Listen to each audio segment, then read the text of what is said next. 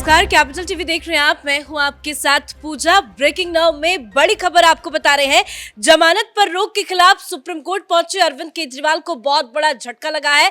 Supreme court से अरविंद केजरीवाल को कोई राहत नहीं मिली है। सुप्रीम कोर्ट का साफ कहना है कि वो हाईकोर्ट के फैसले का इंतजार करे या हाईकोर्ट से अपनी याचिका को वापस ले ले, और इसी के साथ सुनवाई को भी 26 तारीख तक के लिए टाल दिया गया है। तो एक बड़ा झटका अरविंद केजरीवाल को सुप्रीम कोर्ट से। क्या कुछ हुआ आज सुनवाई के दौरान बताएंगे आपको। मेरे साथ जुड़े हैं कैपिटल टीवी के editor in chief doctor Manish Kumar. High court में फैसला सुरक्षित है, उम्मीद है आज नहीं तो कल तो फैसला आ ही जाएगा, लेकिन आज सुप्रीम कोर्ट पहुंचे थे केजरीवाल, क्या कुछ हुआ वहां पे? देखिए, सुप्रीम कोर्ट का दरवाजा खटखटाने का मतलब ये है कि अरविंद केजरीवाल की लीगल टीम को ये बात समझ में आ चुकी है कि मामला फंस गया। हाईकोर्ट से कोई राहत नहीं मिलने वाली, और चूंकि हाईकोर्ट ने कहा कि हम सारे दस्तावेज को पढ़ेंगे, जिन दस्तावेजों को मैडम न्याय बिंदु रॉज एवेन्यू कोर्ट की वेकेशन जज ने उसे नहीं पढ़ा था और बिना पढ़े हुए उन्होंने जो बेल ग्रांट कर दी थी, तो वो उनको लग रहा है केजरीवाल की लीगल टीम को कि ऐसे तो बड़ा मुश्किल हो जाएगा, क्योंकि सारे दस्तावेज पढ़े जाएंगे, सबूत पढ़े जाएंगे, सेक्शन 45 को अप्लाई किया जाएगा, बेल कंडीशंस पीएमएलए के दौरान जो जो चीज जरूरी है उस पे वो खड़ा नहीं उतरेगा और मामला फिर से लटक जाएगा, फिर से तिहाड़ जाना होगा। पूरी उम्मीद है कि हाईकोर्ट से राहत नहीं मिलेगी, तभी बिना फैसले आए ही सुप्रीम कोर्ट चले गए। और सुप्रीम कोर्ट में क्या दलील दी?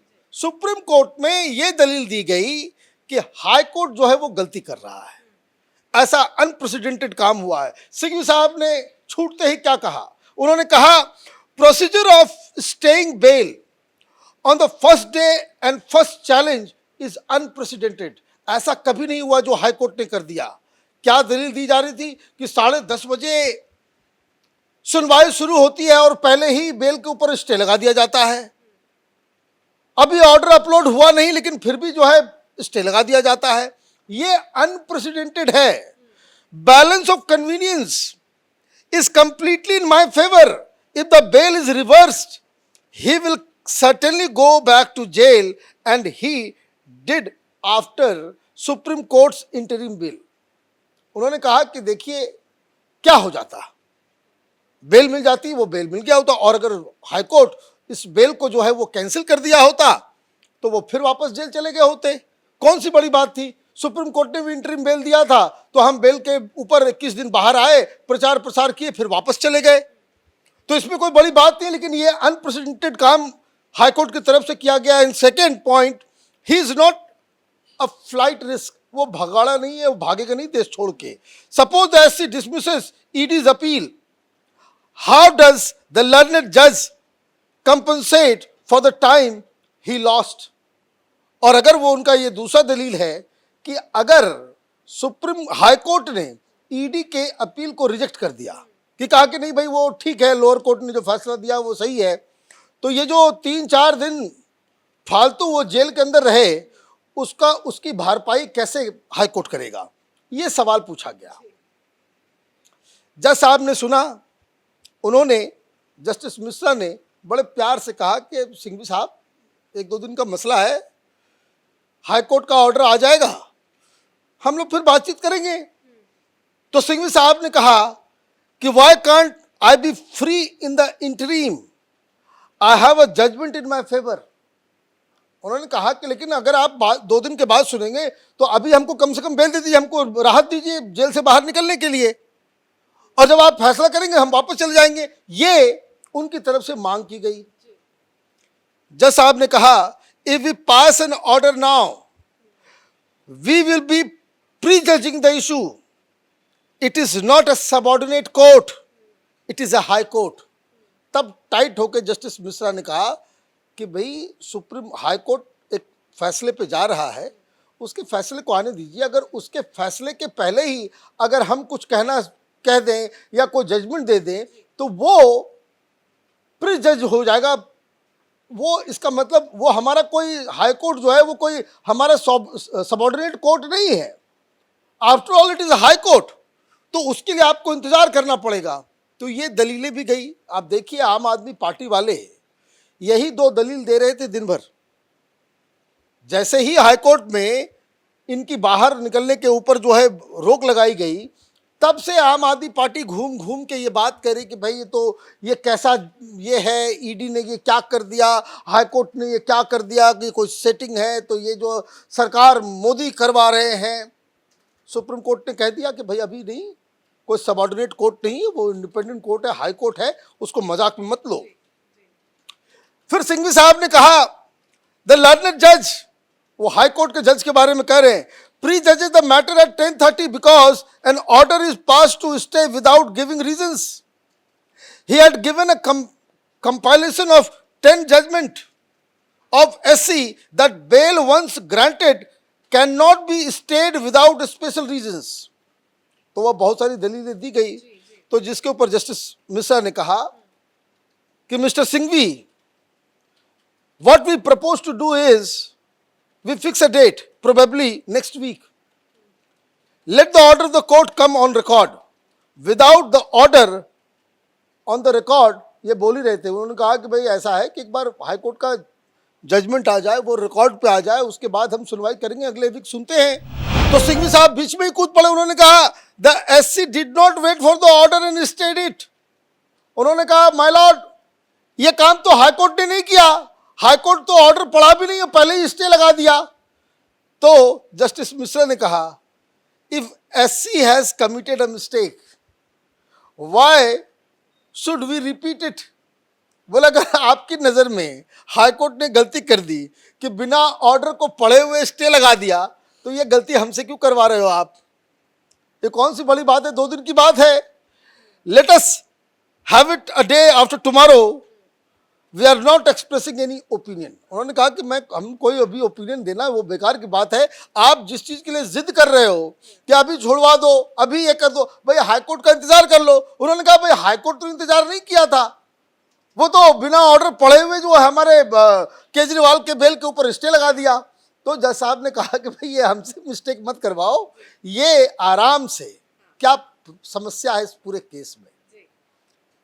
ये सेक्शन 45 के तहत जब आप किसी को बेल देते हैं, ये तो बहुत ही गहन चिंतन उसके ऊपर जरूरत है, क्योंकि it is as good as declaring एक आरोपी को आप निर्दोष देने की प्रक्रिया शुरू हो जाती है। ये इस तरह का मामला है। अगर कोर्ट ये कहता है कि भाई नहीं, सबूत नहीं है, ये नहीं है, वो नहीं है, तो इसका मतलब क्या है? कभी तो सुनवाई शुरू हुई नहीं है। और इसलिए PMLA के केस में बेल मिलना बड़ा मुश्किल हो जाता है। अभी सिर्फ बेल के ऊपर चर्चा हो रही है। बेल के ऊपर चर्चा का मतलब क्या है?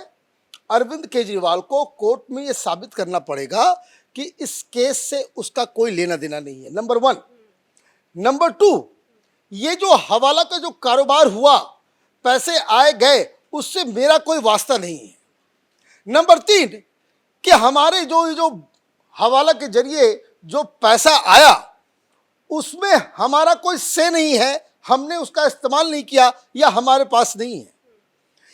ये 3-4 चीजें उनको साबित करनी पड़ेगी, तब जाकर के इस तरह के केस में बेल मिलता है। साबित कर पाएंगे? अब कैसे साबित करेंगे? ईडी कह रही है कि इसी ने 100 करोड़ रुपए मांगे हैं। अब आपको ये बताना पड़ेगा ये साबित, और ये कब साबित होगा? ये साबित होगा जब इसके ऊपर जिरह शुरू होगी।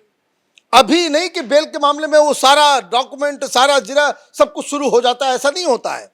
प्राइमा फेसी आपको बताना होगा कि हमारा इससे कोई लेना देना है, मैं इस आदमी को जानता नहीं, मिला नहीं, कभी फोन पे बातचीत नहीं, कोई कुछ नहीं।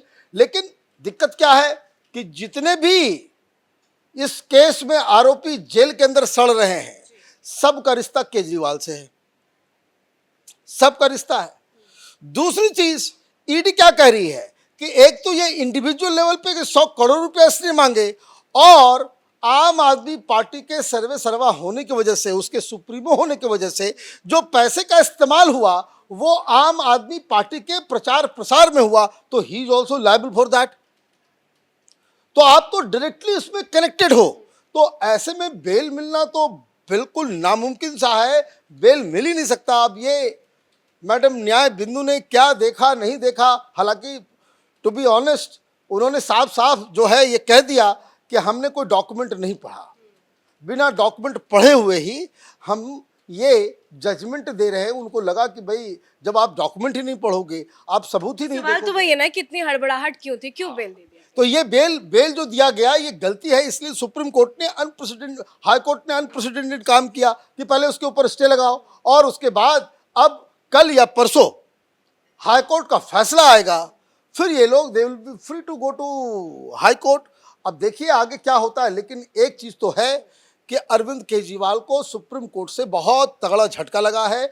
इसका मतलब यही है कि लीगल टीम जो केजरीवाल की है उनको समझ में आ गया है कि अब राहत मिलना मुश्किल नहीं नामुमकिन है। धन्यवाद सर अपडेट के लिए। तो पहले दिल्ली की राउस एवेन्यू कोर्ट की तरफ से अरविंद केजरीवाल को बेल दिया गया था और इस फैसले के खिलाफ ईडी केजरीवाल की रिहाई से पहले ही हाईकोर्ट पहुंच गई थी। हाईकोर्ट में लंबी सुनवाई चली और सुनवाई के बाद हाईकोर्ट ने अपना फैसला सुरक्षित रख लिया। इसी के साथ हाईकोर्ट ने राउस एवेन्यू कोर्ट के फैसले पर सुबह ही रोक लगा दी थी। आज या कल में फैसले आने की उम्मीद है हाईकोर्ट की तरफ से, लेकिन उससे पहले ही अरविंद केजरीवाल जमानत के लिए सुप्रीम कोर्ट पहुंच गए, जहां से भी उन्हें बहुत बड़ा झटका लगा है। सुप्रीम कोर्ट ने कोई भी राहत देने से साफ इनकार कर दिया है। सुप्रीम कोर्ट का साफ कहना है कि पहले हाई कोर्ट के फैसले का इंतजार करें। इस बड़ी खबर में मेरे साथ फिलहाल इतना ही। कैमरा पर्सन अशोक के साथ मैं पूजा, कैपिटल टीवी।